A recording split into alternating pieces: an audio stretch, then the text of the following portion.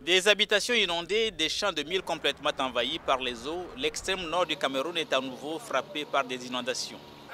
C'est par centaines que les habitants quittent les villages du Dougui, sévèrement frappés, pour se rendre en pirogue à Beguepalam.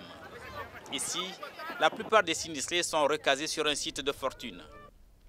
Certains attendent encore sur les berges du fleuve Logone que des pirogues viennent les transporter. Les récoltes de cette année sont encore détruites comme en 2012. Nous ne savons quoi faire.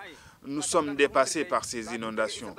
Nous demandons au gouvernement, au sous-préfet de venir en aide à la population de cette localité.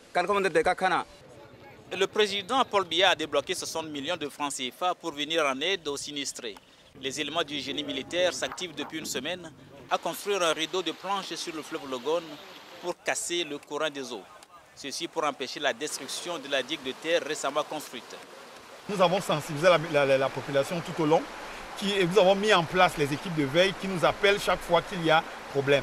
Ici, il s'agit d'un problème, d'un phénomène naturel, c'est-à-dire qu'un problème lié à l'eau, c'est-à-dire que les eaux ont simplement augmenté, ça arrive dans tous les autres pays.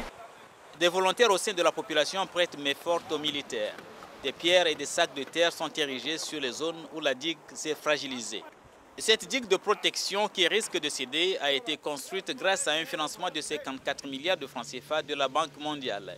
Même si aucun mort n'a été enregistré à ce jour, les inondations de l'année dernière dans cette partie du pays avaient affecté des centaines de milliers de gens et fait 50 morts.